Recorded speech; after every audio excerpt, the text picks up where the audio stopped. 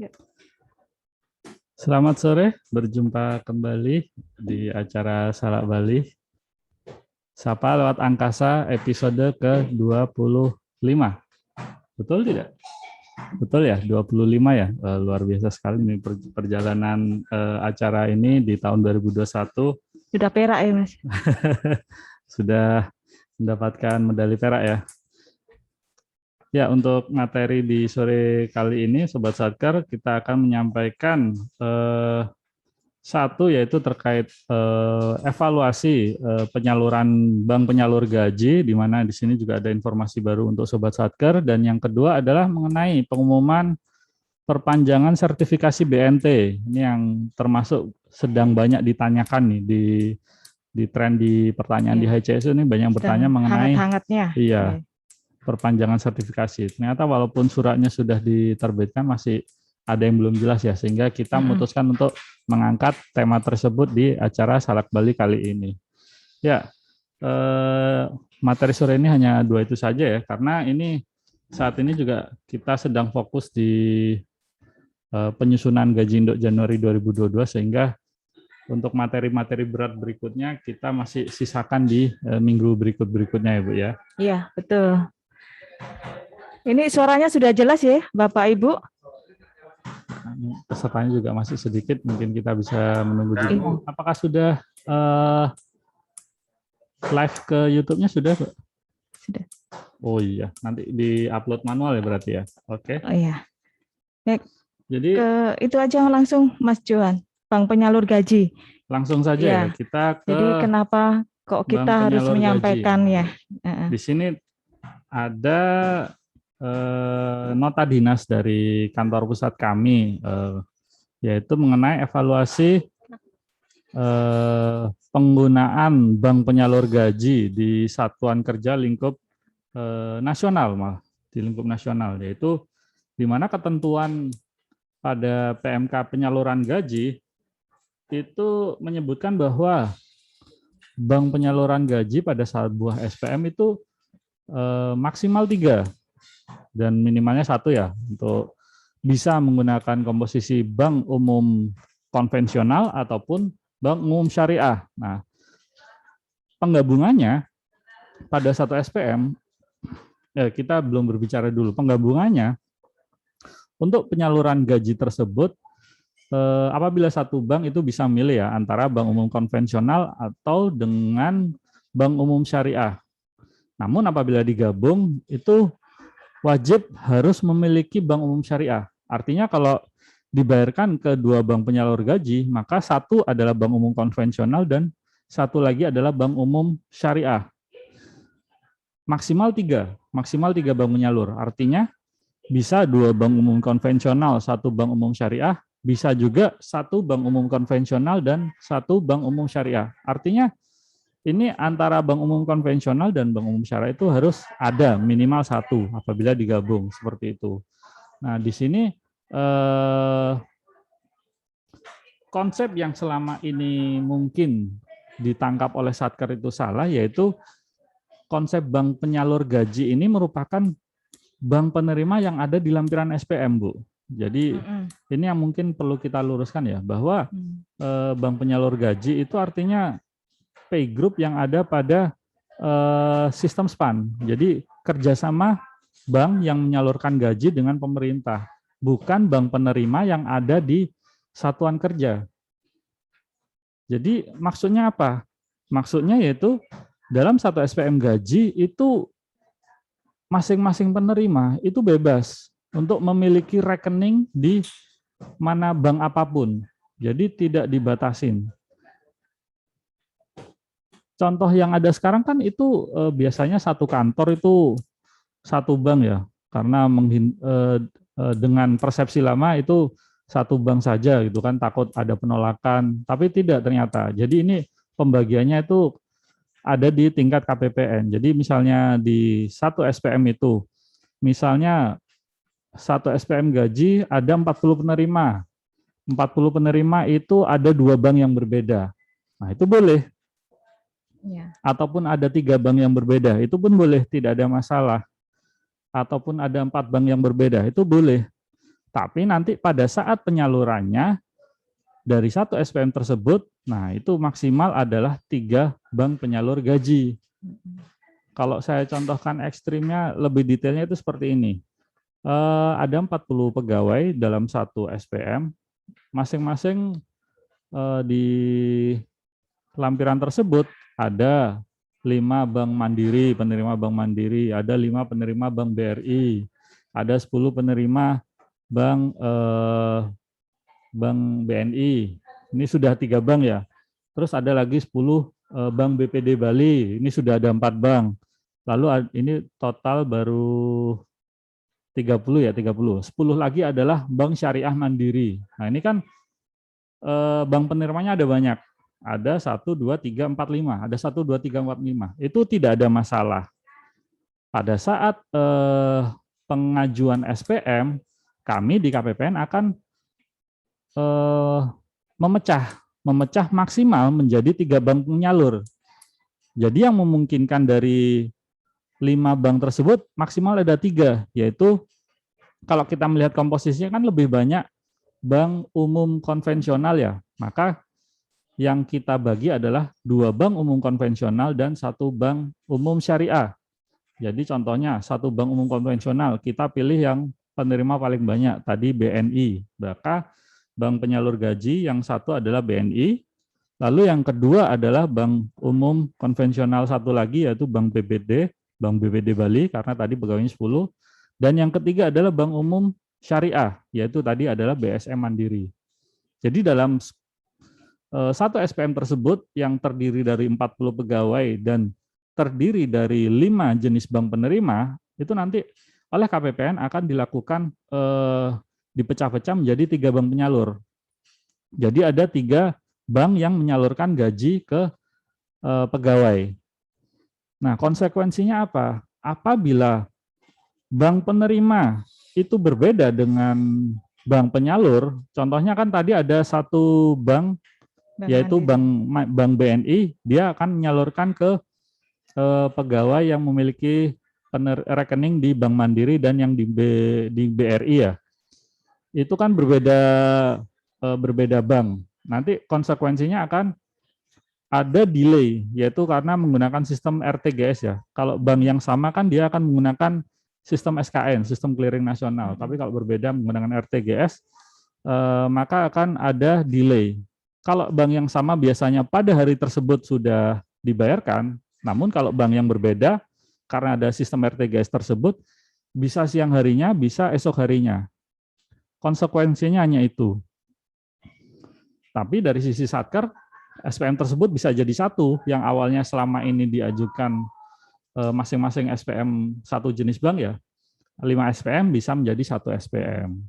Itu konsekuensinya. Sedangkan yang bank lain yang tadi BPD Bali akan menyalurkan gaji untuk pegawai yang di BPD Bali, lalu yang 1 lagi yang BSM dia akan menyalurkan rekening gaji yang khusus untuk pegawai rekening BSM, Bank Syariah Mandiri. Itu tidak ada masalah. Nah, yang berkaitan dengan surat ini, Bu, ada evaluasi kepatuhan dari kantor pusat, dari Direktorat Pengelolaan Kas Negara. Dan untuk satuan kerja di lingkup KPPN Denpasar, itu ya alhamdulillah kita bersyukur 90% itu sudah patuh, Bu. Karena mungkin masih menggunakan persepsi lama ya. Masih ada 10. Dipecah-pecah. Ya, tapi masih ada 10%, bukan 10% ya, 10% yang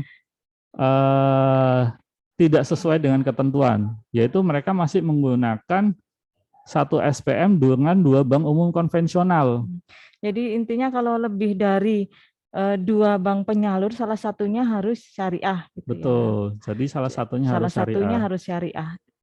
Tapi kalau lebih dari 2, ya silakan, komposisinya kan bisa. Ya. 2 syariah, 1 konvensional bisa, atau dibalik bisa. Itu. Tapi harus ada syariah ya gitu ya, Mas Johan. Iya, ini mungkin kalau saya jelaskan tadi kayaknya masih banyak yang pusing, Bu.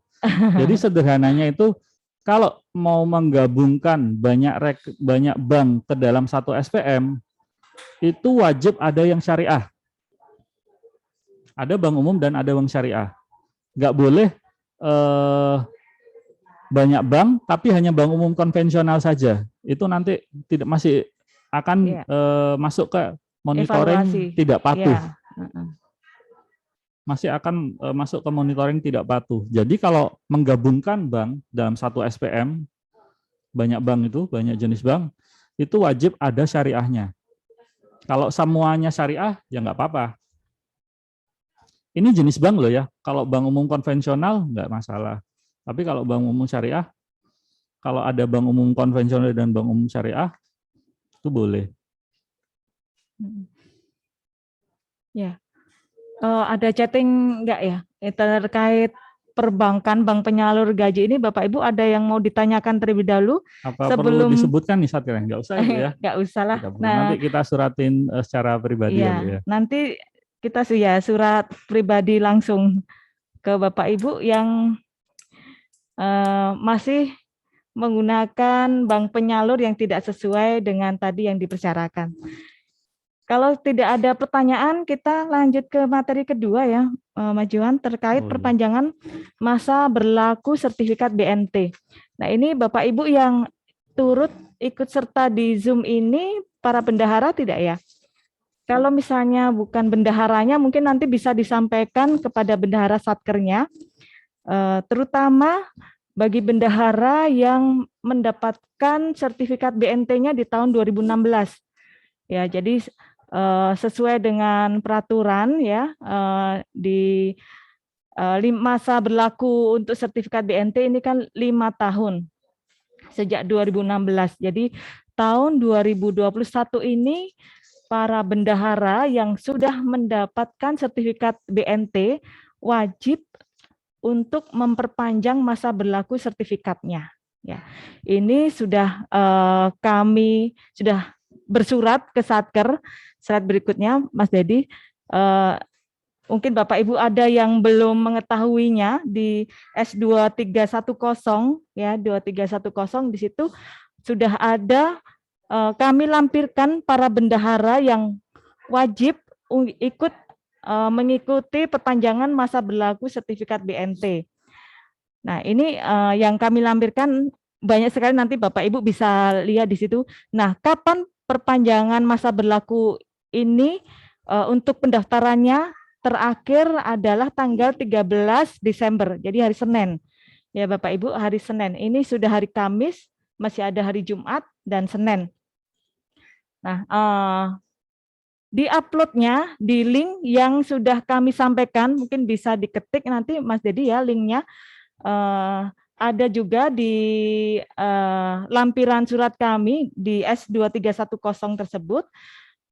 Ya, surat permohonan perpanjangan masa berlaku sertifikat BNT nanti dilampiri dengan sertifikat BNT dan PPL-nya. PPL itu adalah pendidikan profesional berkelanjutan, gitu ya. Nah, tentu saja juga diminta tolong dilampirkan juga untuk SK penunjukan sebagai bendahara, karena ini nanti akan berhubungan dengan beberapa persyaratan apakah Bapak Ibu akan langsung lolos di dokumennya atau perlu ujian sertifikasi atau perlu diklat lagi seperti itu. Nah, untuk PPL ini Mas Johan ternyata banyak juga yang menanyakan ya. Betul, PPL ya banyak di HCSO.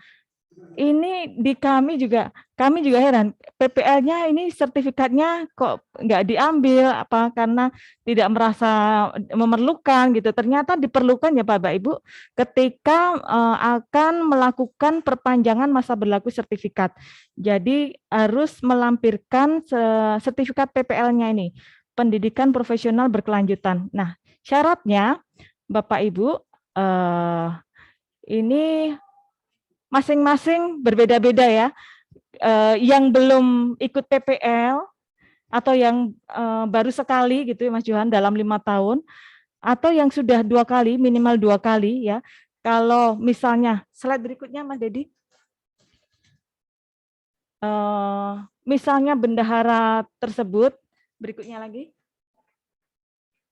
Ya, ini yang yang bisa mengikuti perpanjangan ini tidak hanya Bapak Ibu yang saat ini menjabat sebagai bendahara.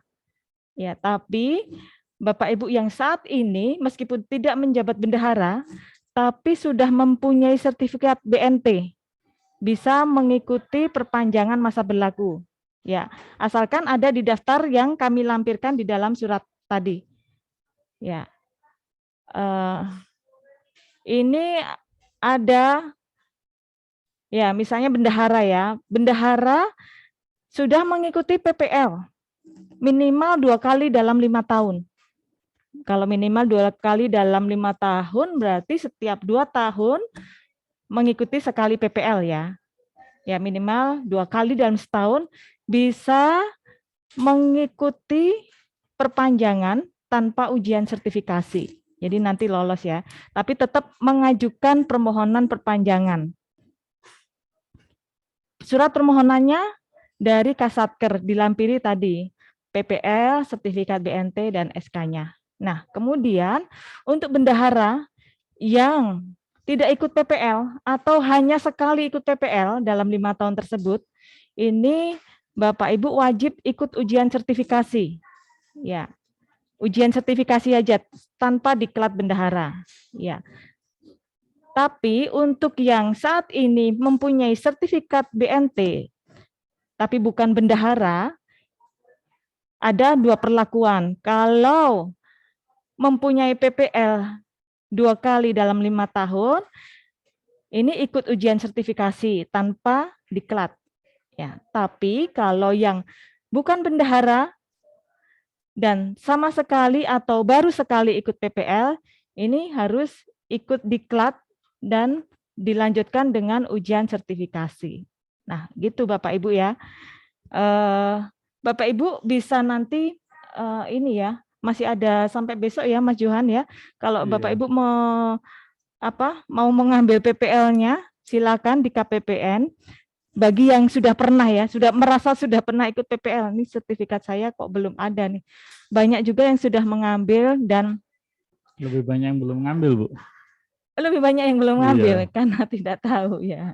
Menumpuk itu PPL tuh. Mungkin ya karena Satker belum tahu ini nanti digunakan untuk apa ya. Ternyata kegunaannya biar bisa tanpa ujian gitu kan. Ya, tanpa ujian sertifikat, tanpa diklat misalnya. Jadi walaupun udah ikut PPL tapi mengajukan usulan tanpa melampirkan PPL ya dianggap tidak mengikuti PPL ya, akhirnya harus ujian sertifikasi dulu untuk bisa mendapatkan perpanjangan BNT. Ya, betul. Nah, ini kami sampaikan kepada Bapak Ibu. Nah, untuk ini Mas Dedi tolong yang alamat Bitly upload dokumen.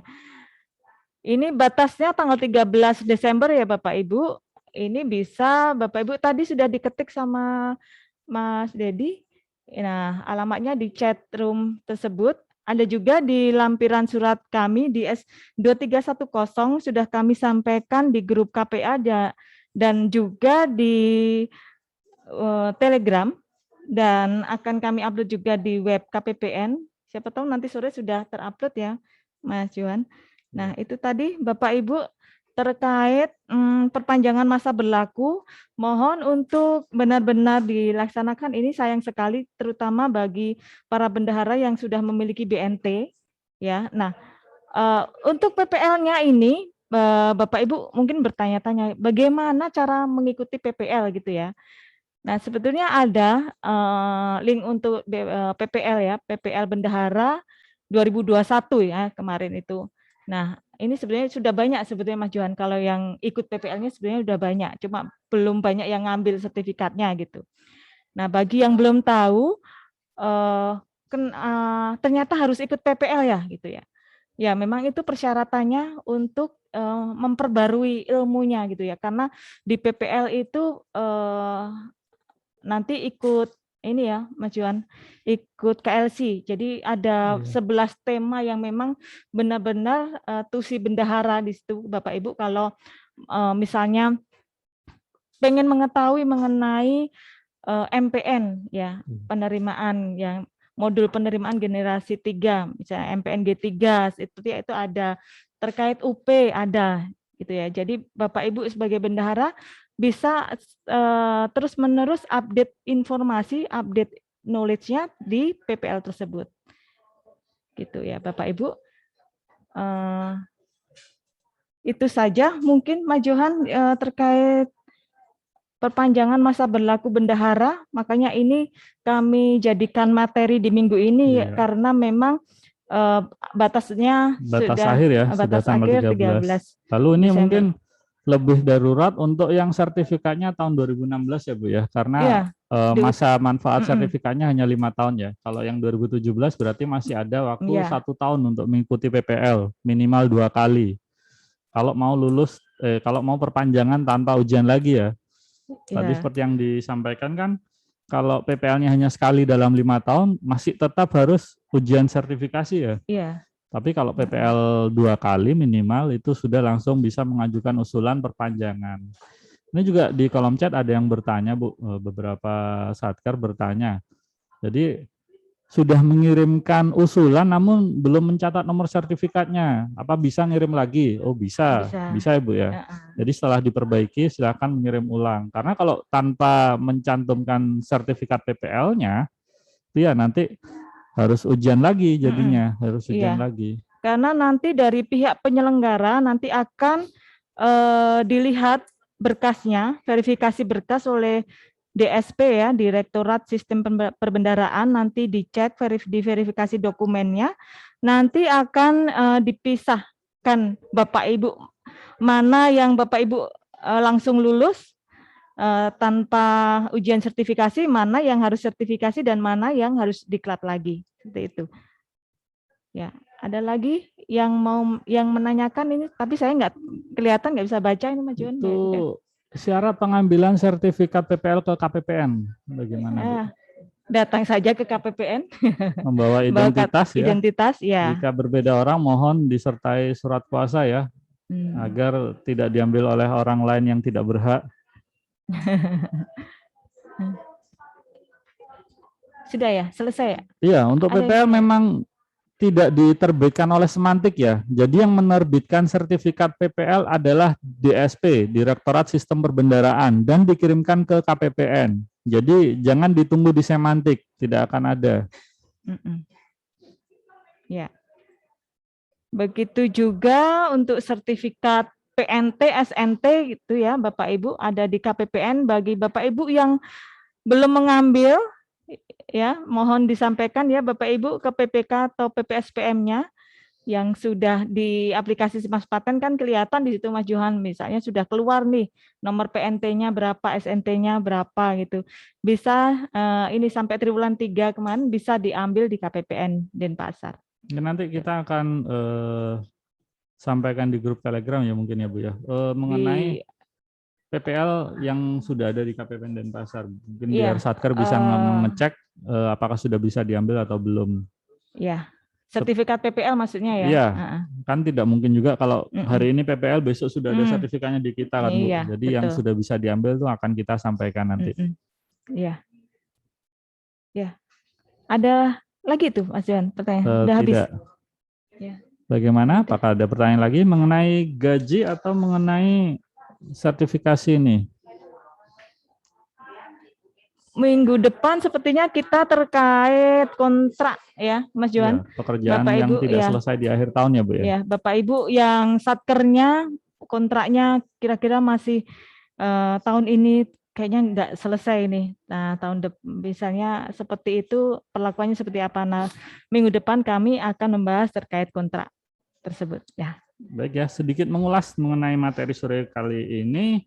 Jadi yang pertama mengenai evaluasi bank penyalur gaji, yaitu di mana ada ketentuan bahwa penyampaian gaji dalam satu SPM itu harus disertai ketentuan bahwa bank penyalur gajinya itu maksimal 3 ya, minimal 1 maksimal 3, yaitu di mana kalau dalam satu SPM lebih dari 1 bank itu wajib ada yang bank syariahnya.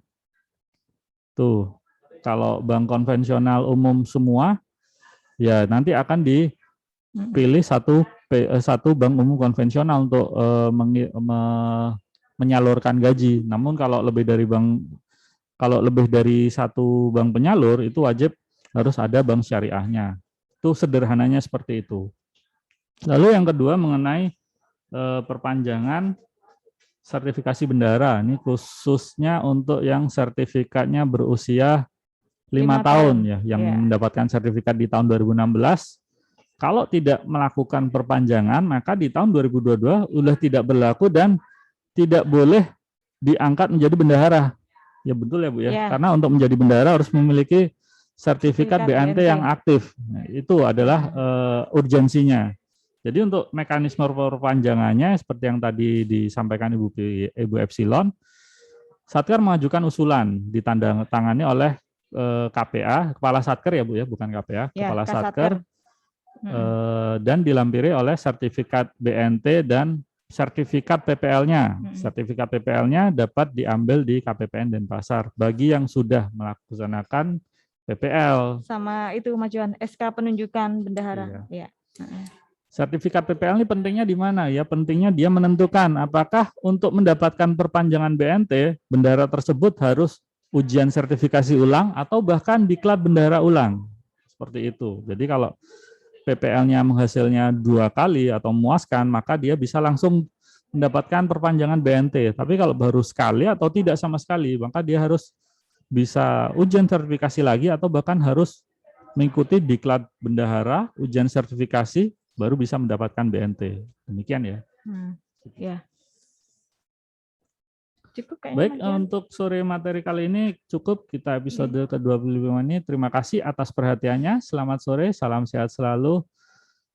Assalamualaikum warahmatullahi wabarakatuh. Om Santi Santi Santi Om.